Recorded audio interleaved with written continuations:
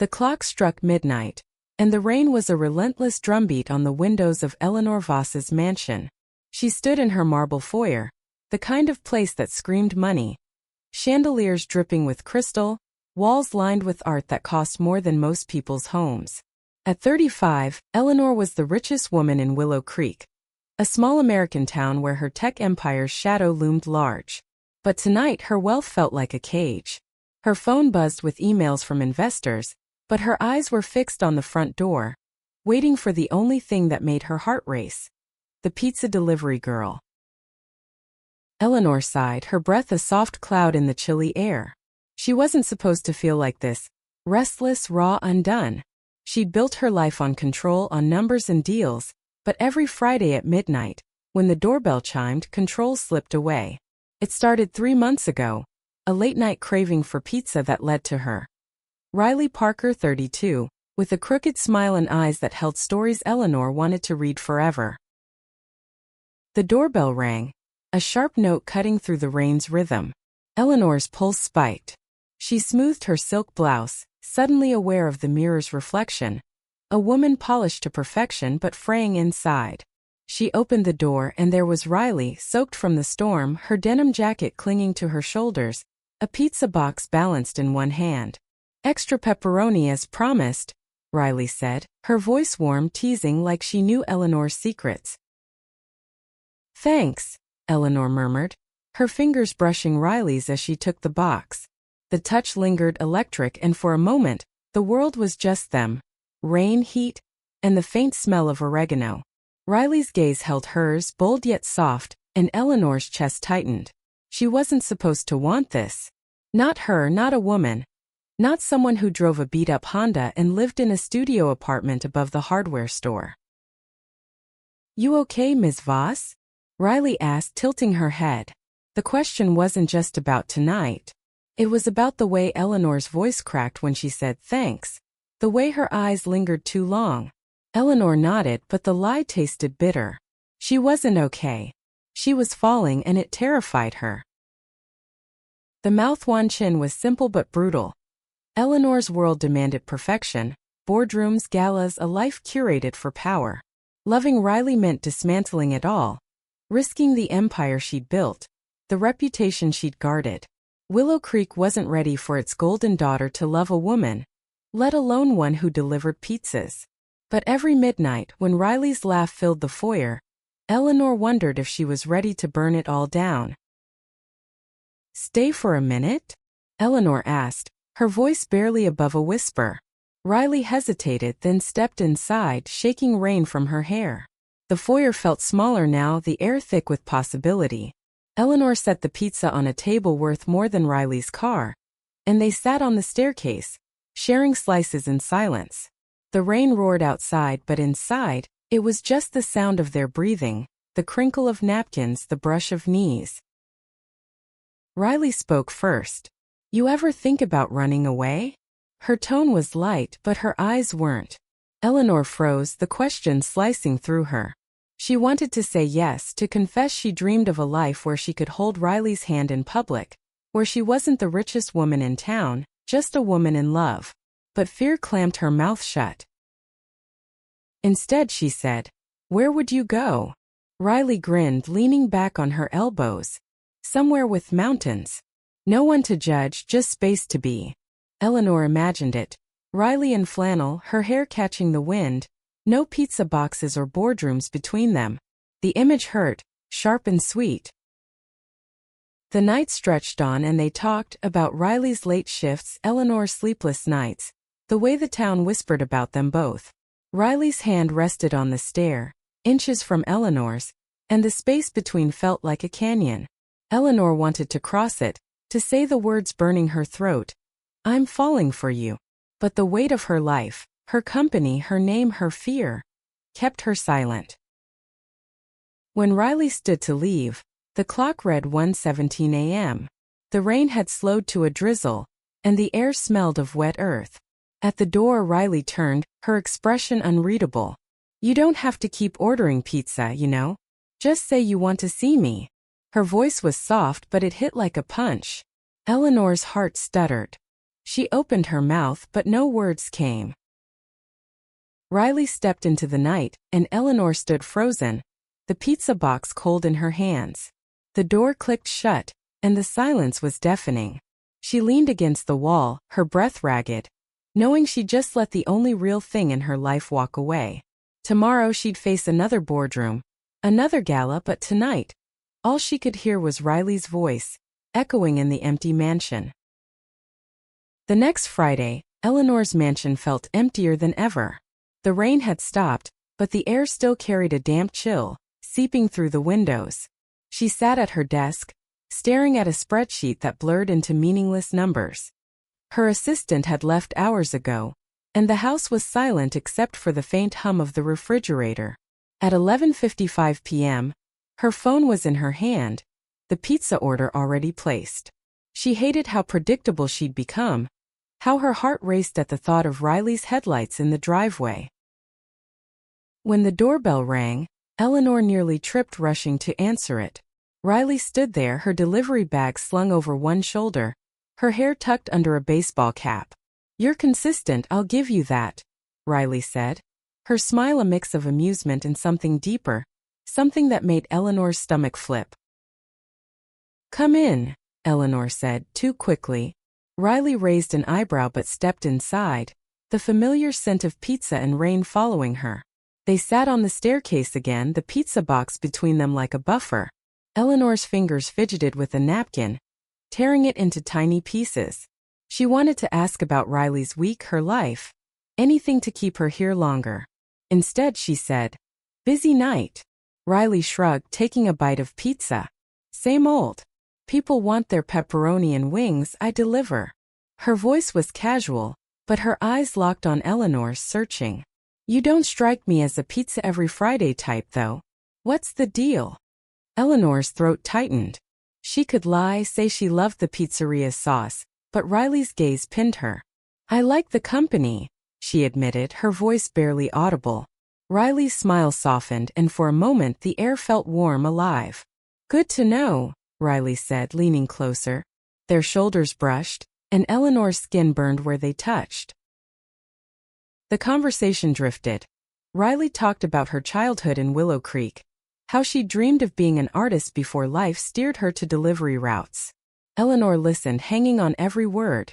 The way Riley's hands moved when she spoke, animated, alive. Eleanor wanted to tell her own story, how she'd clawed her way to the top, how lonely it was there, but the words felt too heavy, too raw. Instead, she asked, "Do you ever paint anymore?" Riley's eyes lit up, but there was a flicker of sadness. "Sometimes. Not enough. Rent's due, you know." Eleanor nodded, guilt twisting in her chest. She could pay Riley's rent for a lifetime and not blink, but what would that make her? A savior? A transaction? She hated the thought.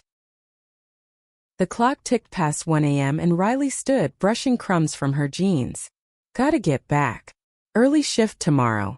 Eleanor followed her to the door, her heart pounding. "Say something," she screamed internally. Don't let her leave again.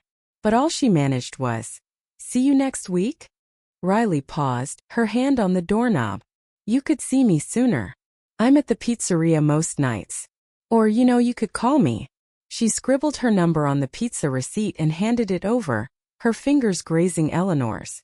The touch was deliberate, and Eleanor's breath caught. When Riley's car disappeared down the drive, Eleanor clutched the receipt, her hands trembling. She stood there, the mansion looming around her, its silence louder than ever. She thought of Riley's laugh, the way her eyes crinkled, the paint smudges she'd seen on Riley's jacket once, like a secret she wanted to uncover.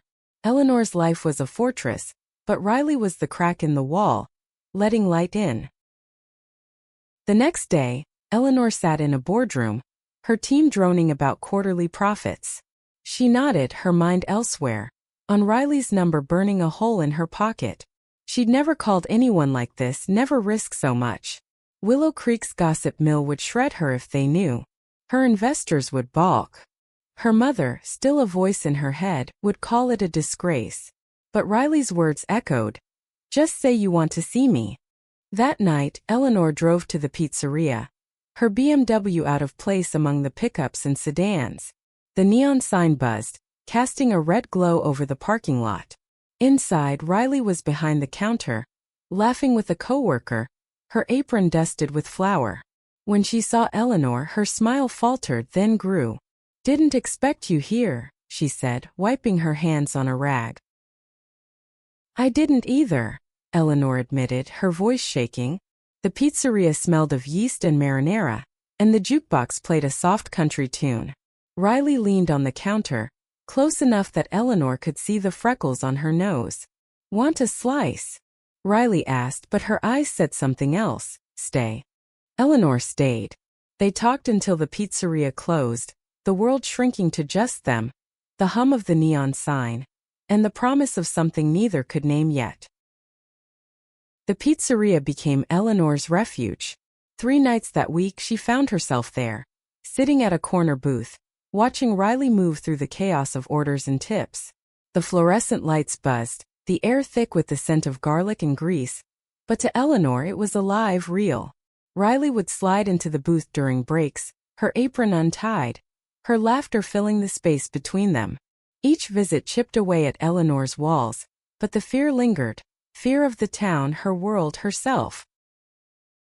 One night Riley handed her a sketch on a napkin. 2 women under a starry sky, hands entwined.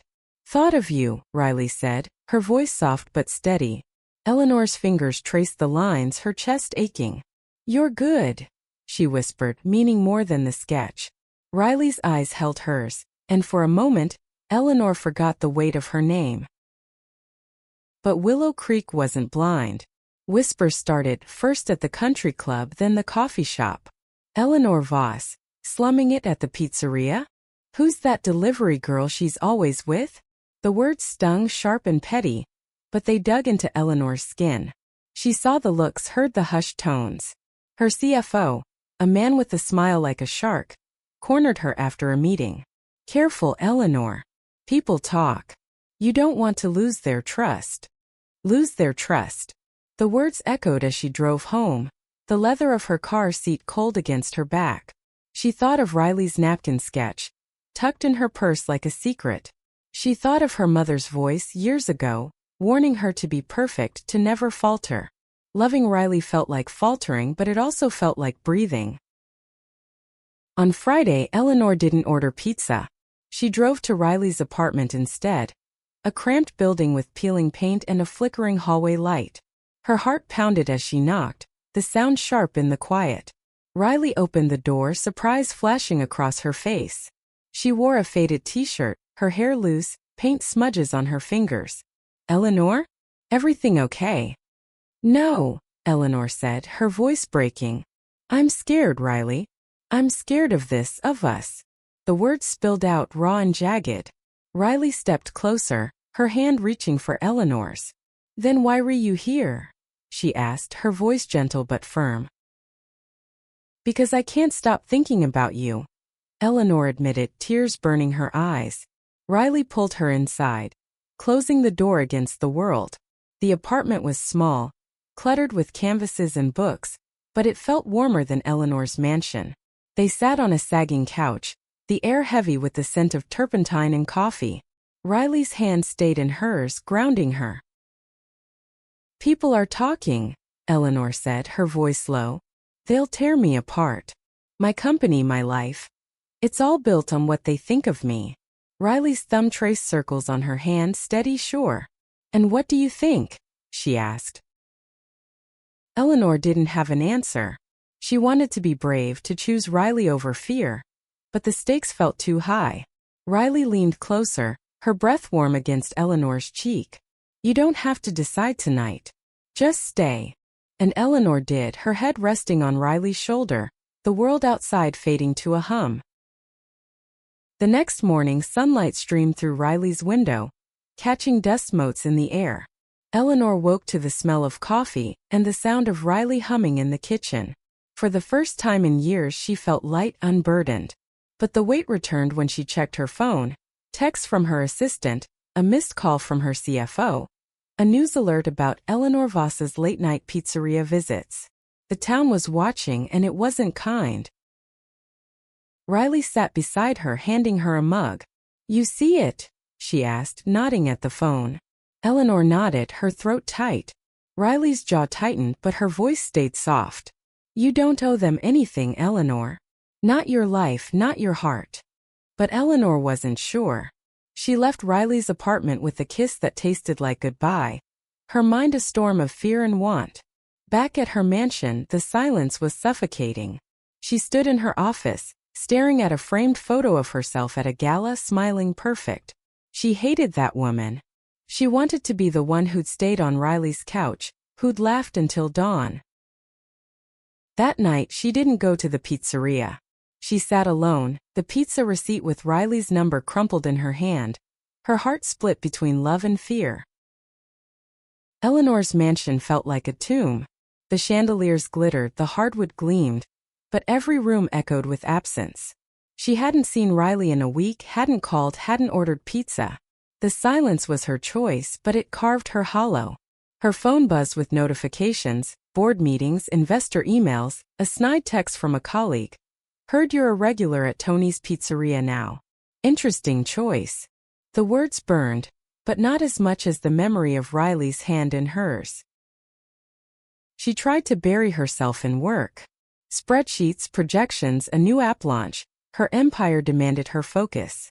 But at night, when the mansion's silence pressed in, she saw Riley's face. The freckles on her nose, the way her laugh sounded like freedom. Eleanor's fingers hovered over her phone, Riley's number glowing on the screen.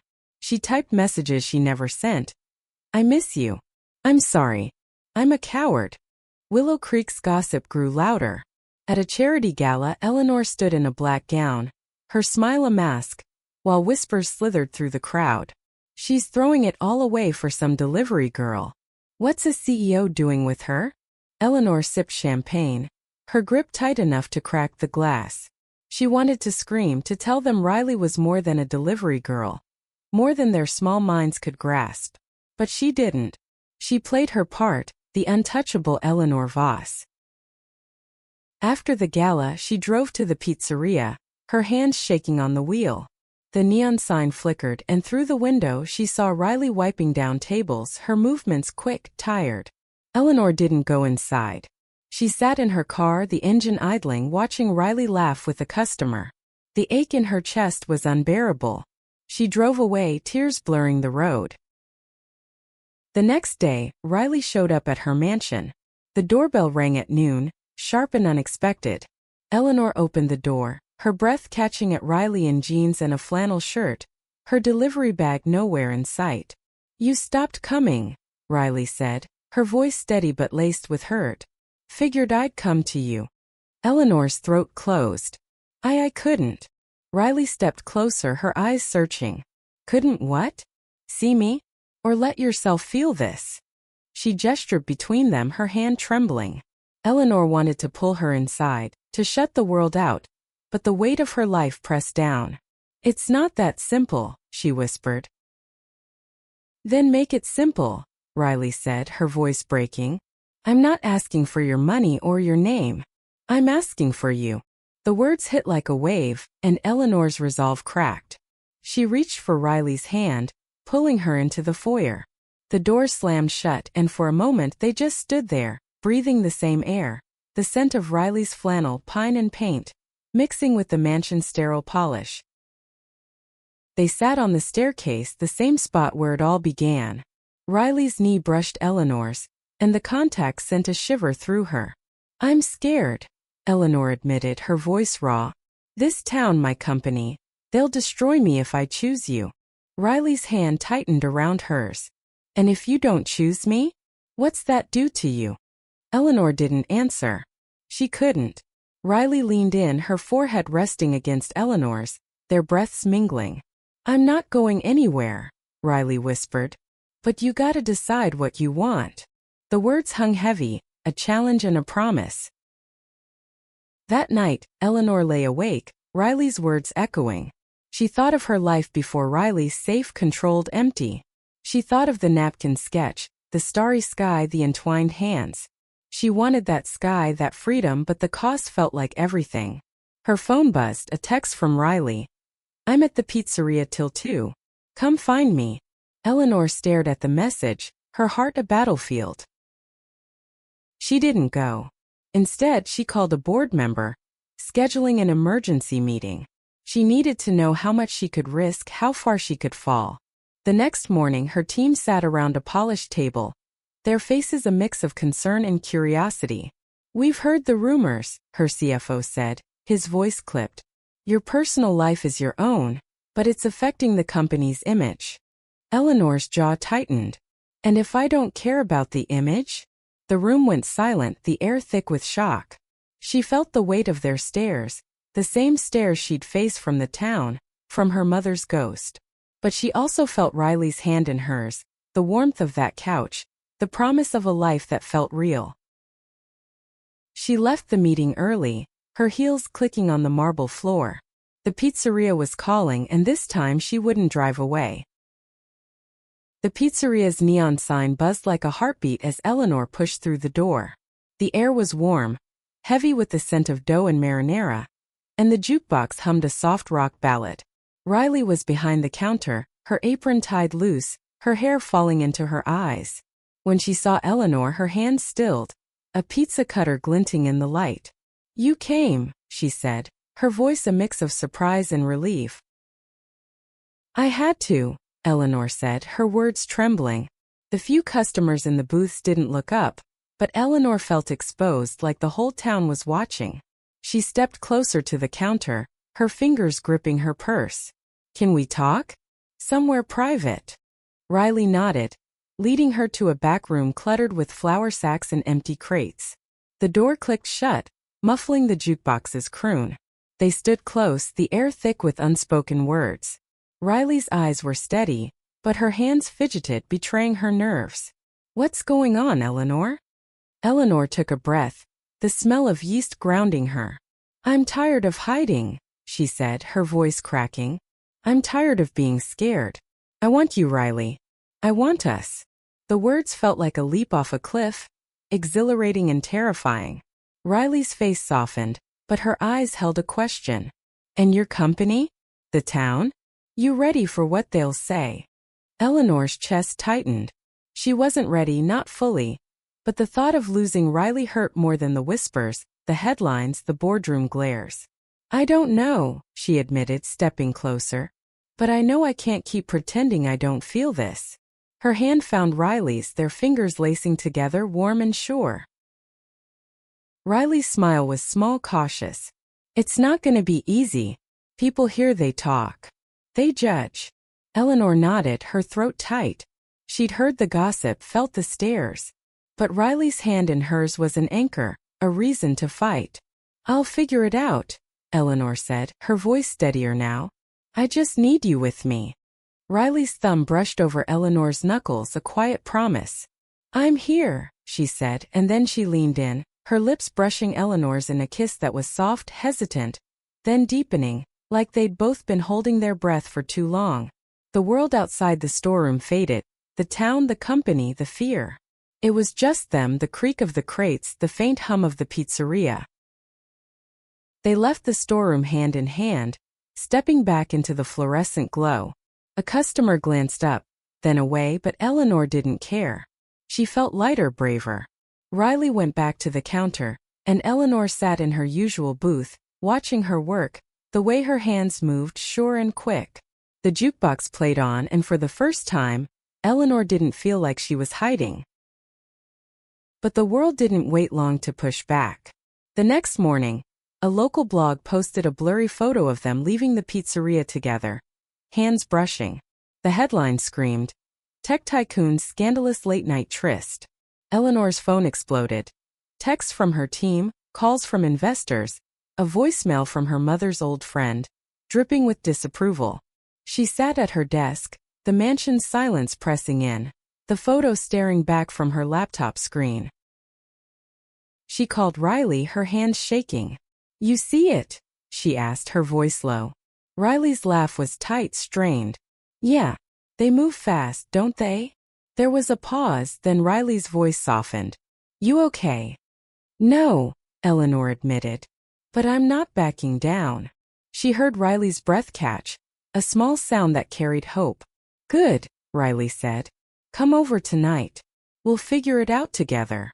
Eleanor spent the day in meetings, her team's faces a mix of concern and calculation.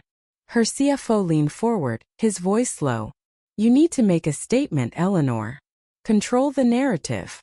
She nodded, but her mind was on Riley's apartment, the sagging couch, the promise of a life that felt real. That night, she drove to Riley's, the town's lights blurring past. Riley opened the door, pulling her into a hug that smelled of paint and home. They sat on the couch, the TV flickering with a muted sitcom. Riley's hand rested on Eleanor's knee, steadying her. "What do we do now?" Eleanor asked, her voice small.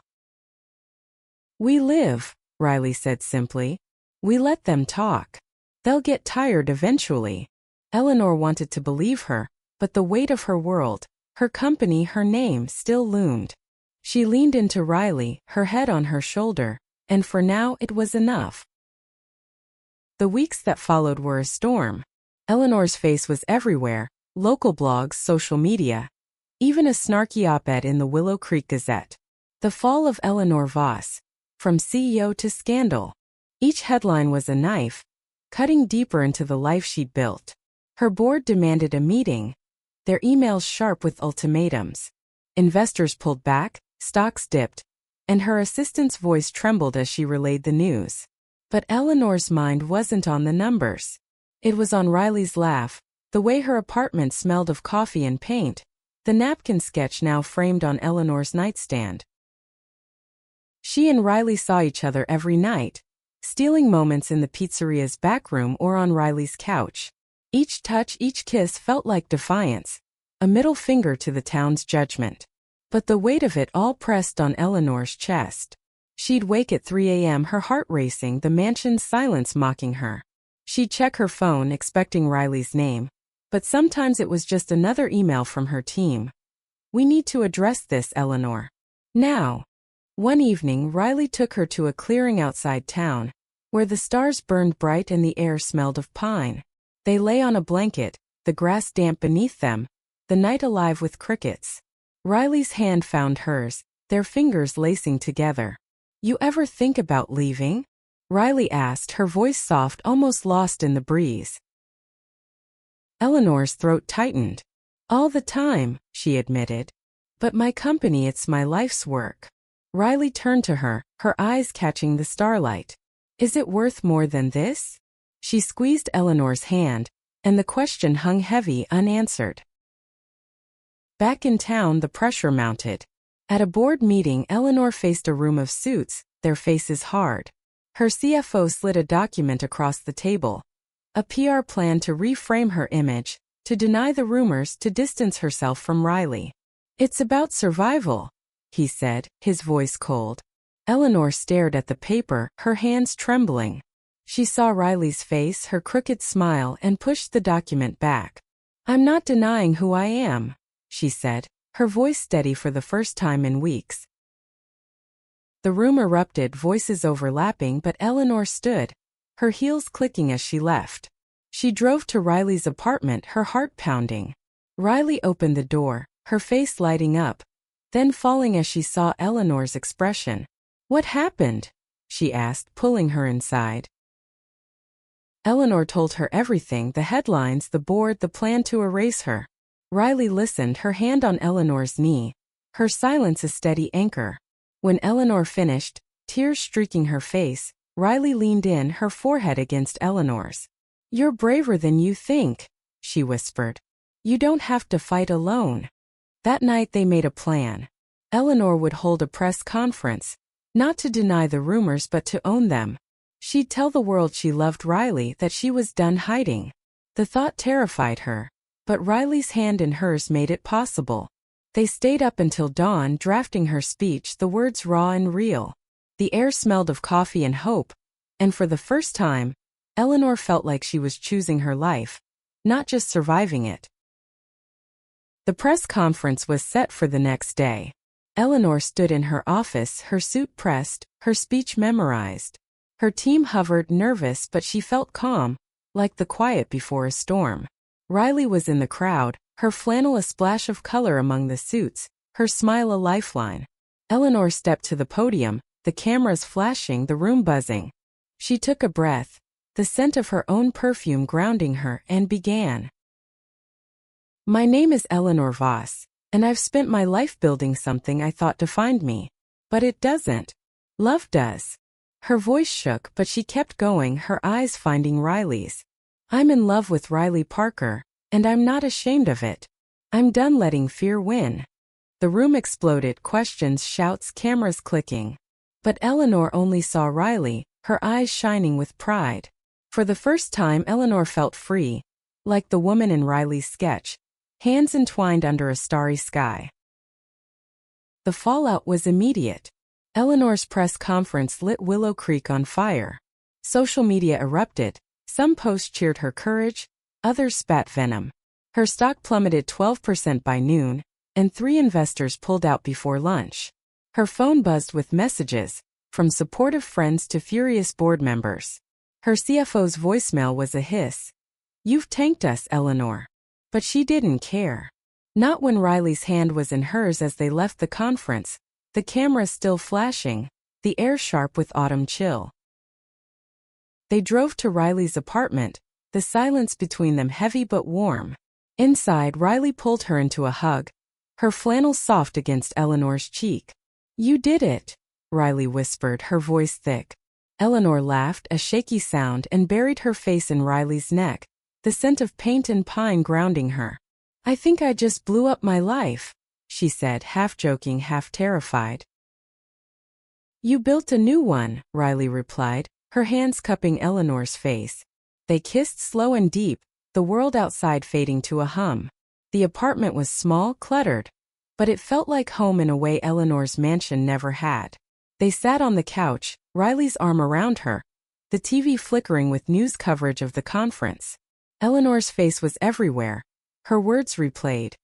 I'm in love with Riley Parker. The next day, Eleanor faced her board. The room was a battlefield, their faces a mix of anger and betrayal. You've jeopardized our reputation, her CFO snapped. We're bleeding money. Eleanor stood tall, her voice steady. Then we rebuild. I'm not going back to hiding. Some nodded, others scoffed, but she saw a shift, respect, maybe in a few eyes. She'd gambled her empire, but she wasn't alone. Riley's text buzzed in her pocket. Proud of you. Pizza tonight? That evening they met at the pizzeria, the neon sign buzzing like a beacon. The regular customers glanced up, some smiling, others whispering. Eleanor didn't care. She slid into a booth, Riley across from her, their knees touching under the table. The jukebox played a soft love song, and the air smelled of garlic and possibility. Riley reached for her hand, her thumb tracing circles, a quiet promise. But the town wasn't done. A week later, a protest formed outside Eleanor's office, locals with signs calling her a disgrace, a sellout. She watched from her window, her heart sinking. Riley was at work, but her texts kept Eleanor grounded. Let them yell. We've got this. Eleanor wanted to believe her, but the signs stung, their words echoing her mother's voice, her old fears. She called a town hall, a bold move her team begged her to reconsider. The community center was packed, the air thick with tension. Eleanor stood at the podium, her hands trembling, Riley in the front row, her flannel a splash of courage. I know you're angry, Eleanor began, her voice clear. I know I've disappointed some of you, but I'm not here to apologize for who I love. I'm here to ask for a chance, to live honestly, to be part of this town, not above it. The room was silent. Then a woman in the back stood, clapping slowly. Others joined, not many but enough. Riley's smile was bright, her eyes shining. Eleanor felt the weight lift just a little. She stepped down, Riley meeting her halfway, their hands finding each other. The crowd murmured, but Eleanor didn't hear it. She heard Riley's heartbeat, felt her warmth, and knew she'd made the right choice. Back at Riley's apartment, they lay on the couch, the TV off, the world quiet. Eleanor traced the paint smudges on Riley's fingers, her voice soft. I might lose everything. Riley kissed her forehead, her breath warm. Not everything. You've got me. Eleanor smiled, the fear still there but smaller now. She thought of the napkin sketch, the starry sky, the life they could build. The town would talk, the board would fight, but she had Riley, and that was enough to keep going. Months passed and Willow Creek didn't forget, but it softened. The protests dwindled, the headlines faded, replaced by stories of local fairs and football games. Eleanor's company took a hit, but she rebuilt, focusing on projects that mattered. Tech for community centers, scholarships for kids like Riley once was. The board grumbled, but some came around, seeing her passion, her fire. She wasn't the richest woman in town anymore, not in dollars, but she felt richer than ever. She and Riley moved in together, not to the mansion but to a small house on the edge of town, with a porch and a view of the mountains. The air smelled of grass and freedom, and Riley's canvases filled the walls, bursts of color against the wood. They'd sit on the porch at dusk, hands entwined, the crickets a soft chorus. The town still whispered, but the whispers were quieter now, drowned out by their laughter, their love. One night Riley pulled out her sketchbook, showing Eleanor a new drawing. Two women on a porch, the mountains behind them, their hands entwined. "This is us," Riley said, her voice soft, her eyes bright. Eleanor's throat tightened, tears spilling over. She kissed Riley, the taste of coffee and paint on her lips, the world steady around them. The pizzeria stayed their anchor. They'd go on Fridays, sharing a booth, the neon sign buzzing, the jukebox humming. The regulars knew them now, some nodding, others smiling.